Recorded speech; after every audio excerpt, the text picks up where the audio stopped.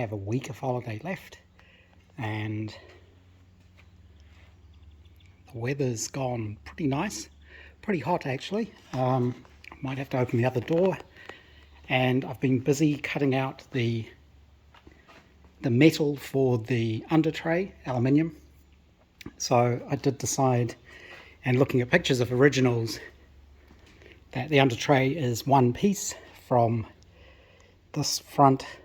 It's not quite a cross member, it's just a support to the rear cross member. So that's the way I'm going to do it. It bolts on from underneath. And I found out the best way to cut this is with a jigsaw. And you can get special aluminium cutting blades.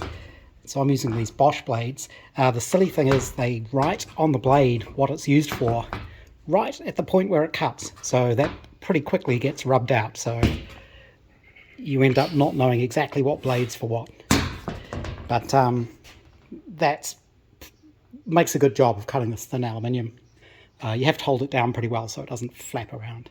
And I've just deburred the edges. So this is now the right length, but the width will have to be traced off the car because it'll have to follow the chassis rails. Now we can start seeing how this under tray floor is going to work. It's pretty much flat. The only problem, or not really a problem, but one thing I have to be aware of is places like this, where the cross member is, because that cross member is on top of the outer cross member, it means there's a gap between the under tray and that piece. So what I will do is get some 3mm thick aluminium bar, and I'll use that to make a sort of spacer that goes between this and there. Same with this cross member, because it's sitting on top of the chassis rails, there's a bit of a gap there. So I think that's how I'll handle that. I'm not sure they did that on the originals. I've got a feeling they just kind of bolted it in place and let it just distort, pull into place. All I did was, to get the shape, I just clamped it on like this and traced around it. It was easier to do that with the exhaust off, so I've taken the exhaust off. I actually need to make a proper hanger for the exhaust rather than just having it sort of dangling there. And what I'm going to do next is put the curve into the panel there so it fits, curves up, follows the chassis rail.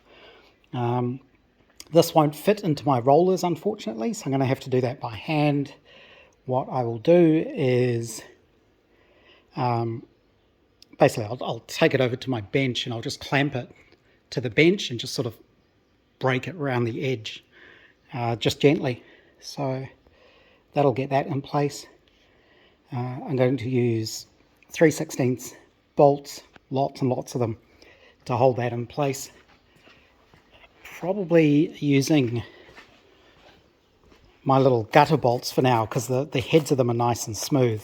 Probably see them in there. But somebody else has pointed out to me it makes it a bit of a pain to get a screwdriver onto those from under the car. So I may swap those out for hex head bolts. But I think 3/16 should be enough. And they'll just be spaced all the way around. There'll be a lot of them to hold it on.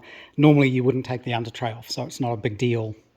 You know, once the chassis is done and painted, I should just be able to excuse me, should just be able to bolt it in place and never have to move it again.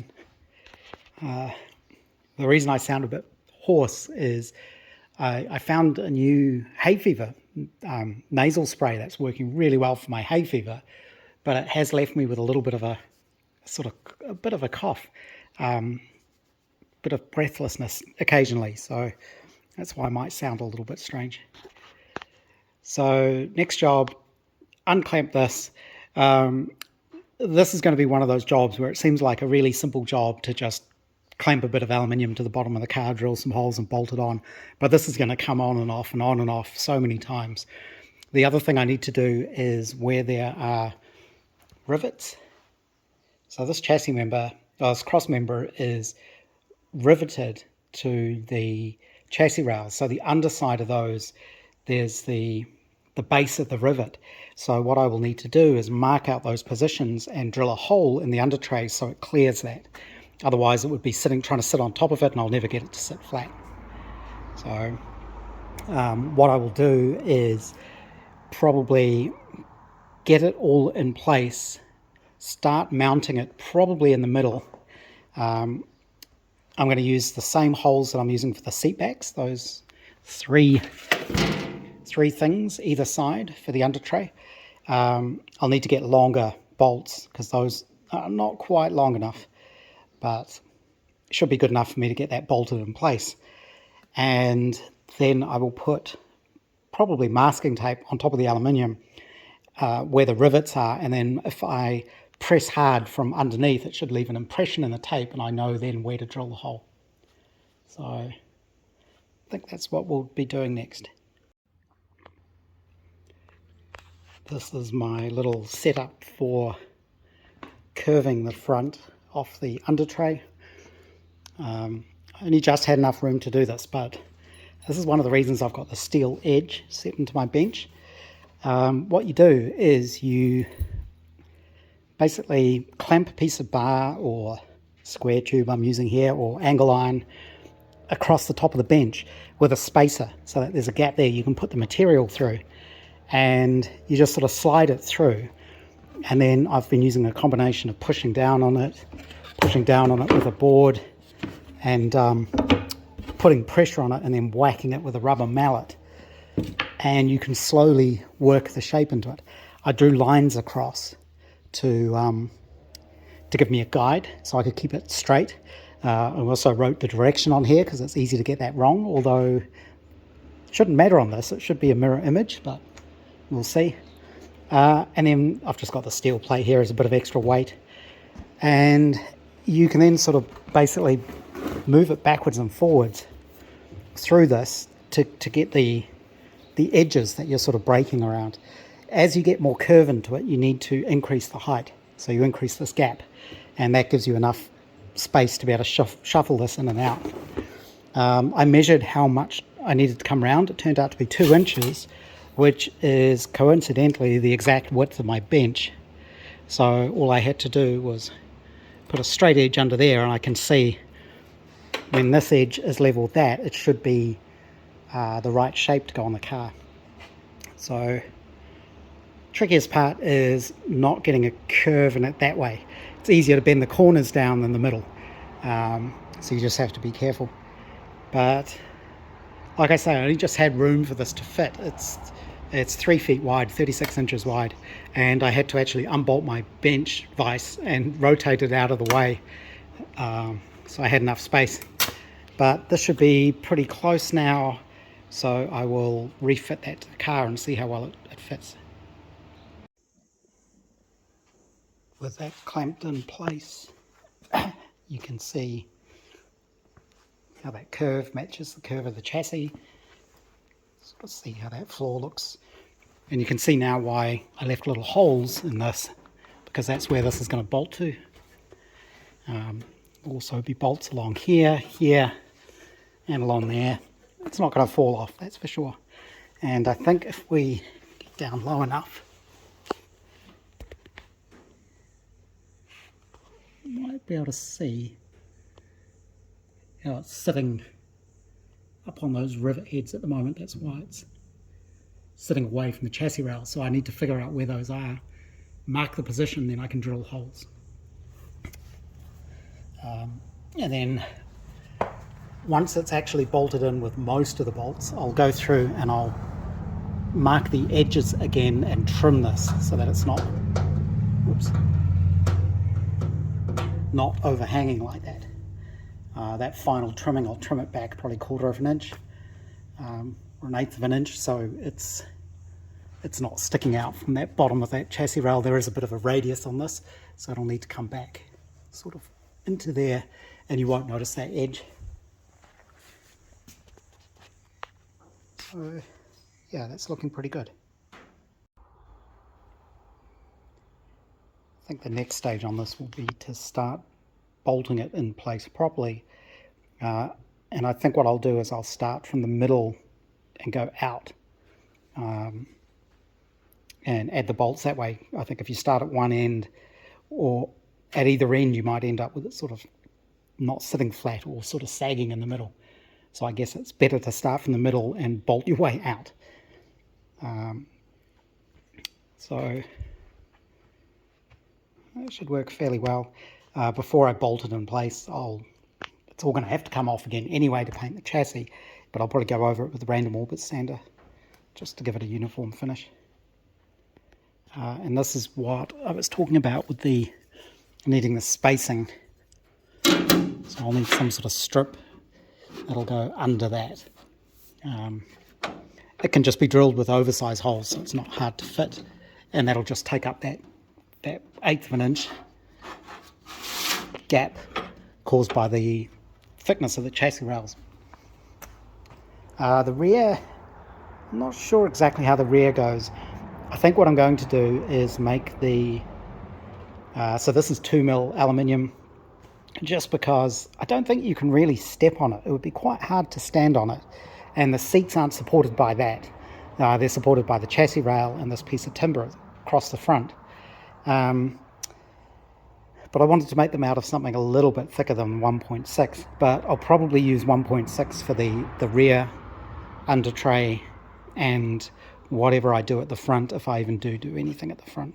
So it would be nice to bring that up, but like I say, you've got so many cutouts and holes and things, I don't know that it really makes much difference. And the extra strip I cut off, so I've got that much of a sheet left there, but I've also got this strip here which may be big enough to make a slightly heavier gauge instrument panel. Yeah, I think there'd be enough there. So this is only 1.6, and it's quite obviously it's flimsy as it is now because it's not mounted to anything, just that steering column support. But if I could make it out of something thicker, I think that would be better. So this is the under tray ready to go back on the car. I did have to make these holes a little bit bigger than the rivets just because the positioning wasn't 100% accurate. Luckily I had an old step drill that was just big enough. One of them may still not quite fit, but I do have a new step drill on order that'll go slightly bigger. I think that's 20mm hole. If I have to open it up a millimetre or two, that's no big deal. There's 41 bolts that hold this in, and I must be getting better at this because back in the day I would be using 3/16 bolts and have to drill 1/4 inch holes to get them all to line up. I actually managed to get all of the holes to pretty much line up, although I will admit that in a couple of places I had to run the drill bit through the hole again just to make the bolts clear all the way through, but it actually all fits really well. I've just gone over it with 120 grit, I think, or 80 grit on the random orbit just to take some of the scratches out of it. I'm not too worried about this. It's a floor, it's going to get scratched. So I'll bolt this back on the car now and see what it looks like. I've been working on this all day. It's been on and off multiple times. There's lots of crawling around under the car, moving from side to side, trying to get all these bolts in place in awkward positions. I'm getting quite sore and tired, and I have had it on to mark around the edges, so I trimmed around the edges. I just used my hacksaw, and then I used a body file just to clean up the edges. The glove is there because when I was gripping the file to do the edges, you have to be quite gentle. It's quite easy to slip, and when you slip, you end up slicing yourself on the edge. Whoops, a bit of blood there. That's okay. That'll clean off. So yeah, you have to be a little bit careful. But I tidied up the edges nicely. Everything's nice and smooth now. Like I say, that can go back on the car again. Some days I really feel like I've earned my beer. The main part of the under tray is in, and all of the bolts are there. They're not all done up at the moment. That's why they're effectively upside down. The heads will go on the bottom. But because I haven't got nuts on the other side, I just have the bolts sitting through the holes to make sure all the holes lined up. And one of the holes here does need to be opened up another step. So when I get my new step drill, that should sit flush. It's not quite flush at the moment. And the other thing I may do is take another 1/4 inch off this edge, which will hide it under the bottom there. So I've got it pretty close now. It's a bit tighter there, but I can take 1/8 of an inch, maybe 1/4 of an inch off there. It still keeps it well away from the screws, but then you won't see that edge because it'll be under the chassis rail. That'll just make it look really neat and tidy. Probably didn't need these ones in here. That's so solid there, which is good. What I'll end up doing is making a on that side there's floor panels because of the pedals. On this side I will box this in, so there'll be a little piece in here to sort of divide this off, and then there'll be a flat floor that goes over this, and that gives me a little storage compartment. The passenger can rest their feet on top of that. So maybe a little wooden panel or aluminium. And I've put one of the floors in, one of the seats in, sorry, just to see how that works. And again, you can see you end up with a little bit of storage space underneath the seats. Not a lot, but you know, oops, enough there for a tool roll or a few little bits and pieces. It's not a car that's big on storage. So that looks good. I do need to get different, slightly longer screws. Just in a couple of places, the screws I've got aren't quite long enough. And I think what I'm going to do is, instead of using washers and spring washers, although I may still do that, I can Loctite everything in place. So once the under tray is in place, once the chassis is painted, it should just stay there. So next, if we look underneath it, my little, can we see him up there? There he is. A little Waka Waka's back. I think he likes all the insects in here. He seems to be covered in spiders' webs at the moment. But look underneath it. It's kind of been my view for much of the day. You can see how the bottom of the car is completely flat. And you can see why, you can also see that my bolts aren't done up tight, but everything is being held in place. You can see why this front bit's going to be tricky, because you've got the brake cable. It has to come up around the bell housing. I don't know how high up you'd bring it. It'd be good if I can just make a little piece that kind of comes up here. Kind of comes up a bit, just to give a bit of splash protection.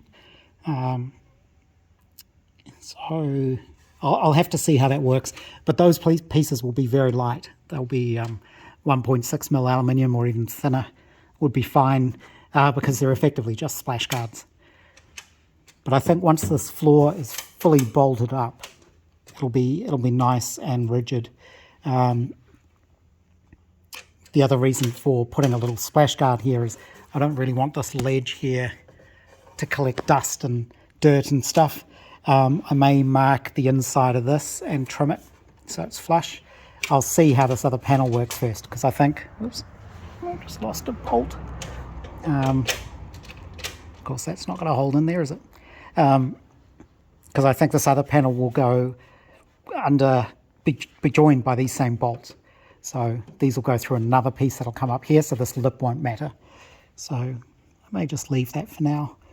The way I have the car jacked up at the moment is the front suspension is effectively at full droop. which is good because that shows me where the brake strings go and that they're not going to interfere with the under tray. Yeah, that's what happens when you only do things up finger tight. I can't do this with one hand, can I? No, it'll just fall off like that. You can also see where I've got my little 3mm spacers to show all the places that I need little strips of aluminium just to fill up that gap. The other thing I need to do, it's pretty sensible to do it now that I've got easy access to it, is make a cover for that. That's the back of the starter motor mechanism, of course, so you don't really want that exposed there and spinning right where the passenger's feet are. So yeah, like I say, that's been a lot of work. Very tiring, just getting up and down underneath the car. One thing I figured out pretty quickly: when you're tired and you're trying to pull on something to help yourself up, don't pull on the front tire, because of course the handbrake only works on the back wheels. So when the wheels are off the ground, the front wheels are off the ground, there's no braking on them unless you've got your foot on the brake. Yeah, again here you can see how here it's trimmed a little bit further in. So if I take the rest of it in like that, it pretty much disappears. You won't notice it. So yeah, I think that's probably a good place to stop for the night. I think I've talked before about all of the tight clearances on the Brooklands. It's a small car and everything is very close to everything else. So things like the advanced retard rod is very close to the choke control cables or levers, but they don't hit. The other thing is, with the car up on stands, I can easily move the wheels and the steering, and you can see maybe just down in there, about from down here. It's a bit hard to see, but the end of the drag link here is about 1/8 of an inch away from the front of this floor panel. The actual stops are built into the stub axle, into the axle here. This is actually the part of the axle eye. So this is what limits the motion. But you can see, maybe if I can get into the right sort of position. This is the drop arm, this is the drag link. So you can see how my under tray comes up here, and I want to bring it up a little bit higher. So it sort of wraps around the back of the bell housing, but it's going to need a big cutout, because on full left lock, this would go right through it. You can see the clearance here, just in there.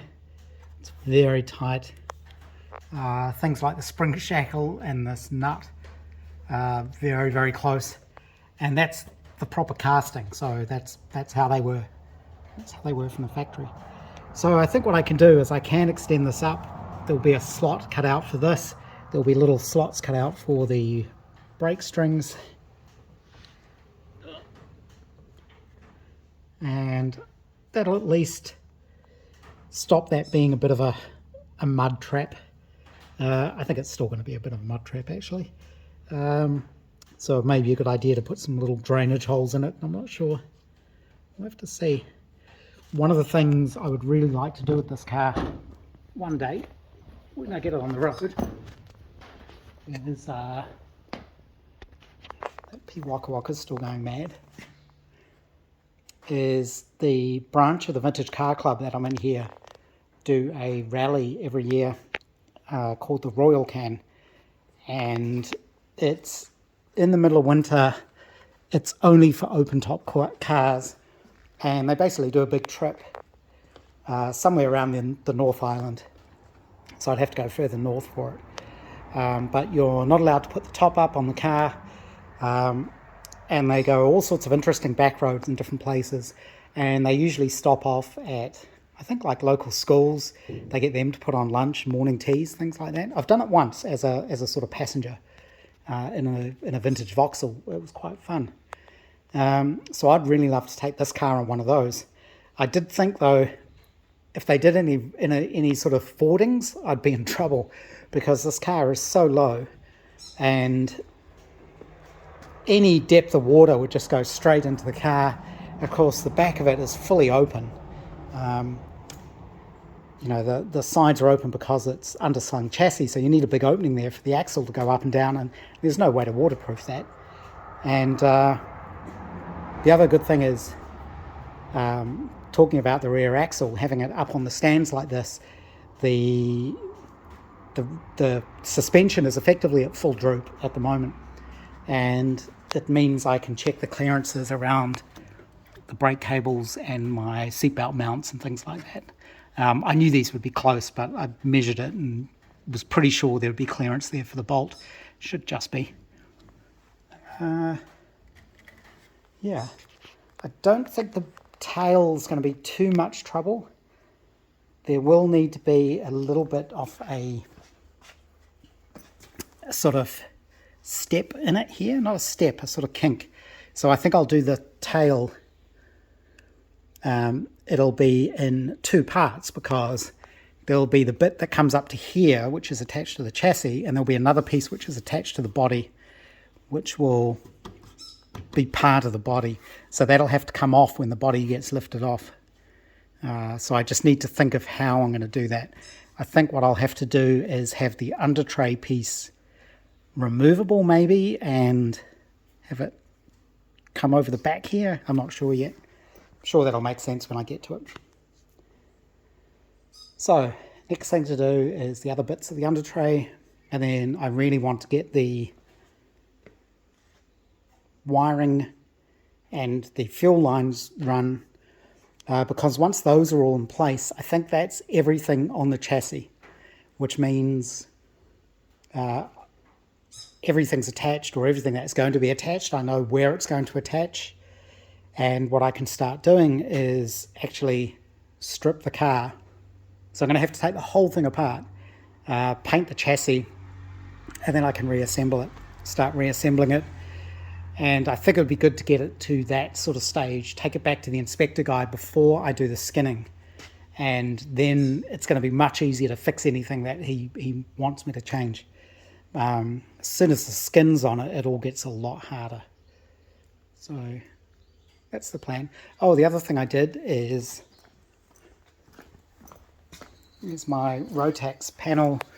I 3D printed little plastic insulators. The problem I have on this this panel is those are what this attaches to. This stuff, it's effectively cardboard, or it's very dense paper, and those terminal posts have moved over time, so they don't line up with the holes anymore. That's possibly why the original ones are broken.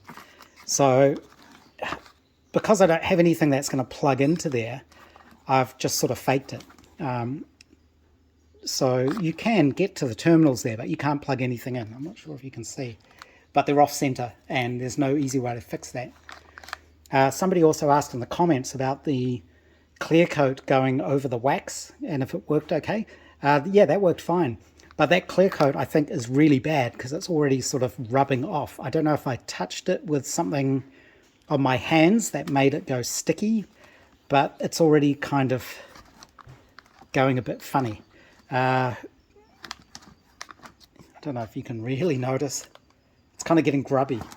It just didn't feel like it's set. It's kind of sticky. So I may end up having to redo that panel again, but I think that's fine for now. It has a nice sort of patina to it. If that was in the instrument panel,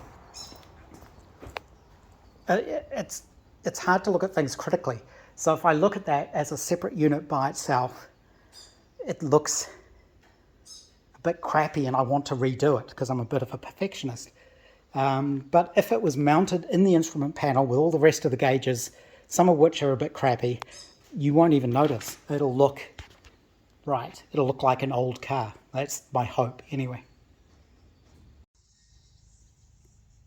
Once again, the place has become a tip, but I'm making progress.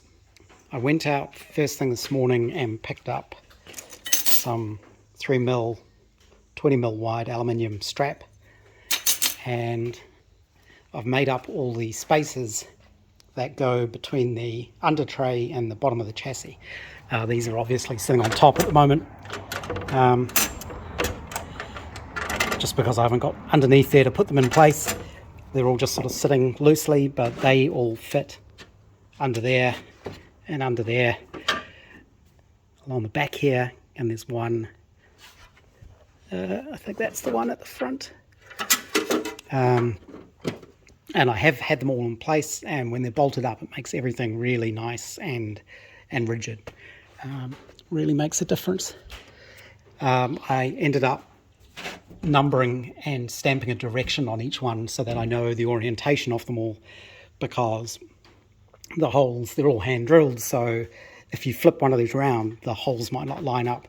I didn't try to make the holes a tight fit, so they're sort of a generous clearance fit, I think would be the best way to put it, but that's fine because the bolts will still clamp up and clamp these down. And I've started working on the little piece that comes up the front. It's more just a splash panel really, and this is the shape I've come up with so far. I need to sand all of this down, and then it needs to be bent, it needs to be curved. But you can see these are the cutouts for the brake strings, and this is the cutout for the steering arm. I haven't trimmed the edges yet, so I want to, this has to be curved obviously to match the curvature of the chassis. So I will sand it first and then bend it around something, probably something like a curved tank, just so I can put the gentle bend in it. This is only 1.6mm aluminium, half hard, so this is easy to bend. But first I need to clean that up. The way I figured out the shape was with cardboard templates. I do this quite a bit. So you start off fairly rough. Sometimes you cut away too much, you have to glue another piece on. Once I started getting closer, I made a full-size template, checked that on the car, and then used that to trace onto the aluminium. What this will do is, we have a look under here, it will come up to about here. I didn't really know how far up to bring it. I suppose you could bring it all the way up here, but I don't think it needs to go that high. I just wanted to put a bit of an edge there so that nothing goes directly into that little gap, that sort of lip. I think it'll still get filthy in there, but at least this will help. I may put some drainage holes in this as well, just to make sure in case it gets water ever gets in there. And it kind of comes up, kind of, it'll be bent so it isn't actually touching the back of the bell housing, but it sort of follows the back of the bell housing. I'll be able to tweak the shape of it. The suspension is still at full droop, so that should be the lowest point for that, which is why there's quite a big cutout there for the cable. And I think I've got down and now I can't get up. But that should finish that off nicely, and then I still need to sort out the under tray at the back. It's the next day out in the shed. I did do a big clean up last night, but I'm back out working on finishing off the under tray, working on the front piece. My goal is by the end of my holidays to have all of the under tray in place, and the fuel line and the main battery cable run along the side of the car and clipped in place. What I want to do is actually take the car back to the certifier before I paint the chassis or start doing the body, so he can have a look over it It'll be a lot easier to change anything or fix anything if he comes up with problems while it's kind of in this state before I start trying to finish it off. But at the moment I'm working on this under tray. I've started trimming it just so it's a little bit more manageable. I'll do the final trimming when it's shaped to fit. It has to have a curve to it, obviously. So the way I've been doing that is around a suitably round thing, which is my TIG welding cylinder. You don't actually need the mallet, the aluminium's soft enough, you can bend it by hand. They're only gentle curves. And I may use the bead roller to put a joggle in here so that where it's overlapping this panel, it steps up. So it's a nice fit there. I don't think that's really necessary, it'll just be a nice thing. There'll be a bolt through the ends, and if we, it's a bit awkward getting underneath here. I've basically spent the last 2-3 days clambering all around the bottom of this car. I'm getting quite sore and tired, to be honest, so I'll be pleased when this is done.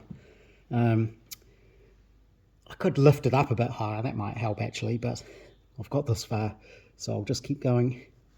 You can see how this curves. Like I say, there'll be a bolt to hold that. That middle piece needs to actually curve the other way. I need to curve it that way just to clear the bottom of the gearbox, and then I will bend these little, tweak these so that they kind of close up this panel. It'll need a twist to it, and I need to take out a little bit more to clear the steering drag link. So this is at full suspension droop and it just hits, so I need to just trim that up. I thought I would anyway. By the time you've curved this round, you know, the position of things changes, so I need to do that. The other thing I realized I need to do is make a hole in the main under tray underneath the gearbox drain plug, so that you can drain the oil. I guess if you wanted to, you could just drain the oil into the floor, but I think a suitably sized hole centered underneath the filler, that's the tricky bit, getting it centered. I need to figure out how to transfer that position down, and then I will drill a fairly decent sized hole, and I'll get probably like a rubber bung, like a blanking grommet to fit in there. But you need that so you can do gearbox oil changes. And the other thing I did yesterday and forgot to mention is I made a little wooden floor piece for the passenger side floor. That's this piece here, which will go in. I riveted this piece of angle. Turns out this isn't exactly vertical, but I don't think it really matters. It's on a slight back angle.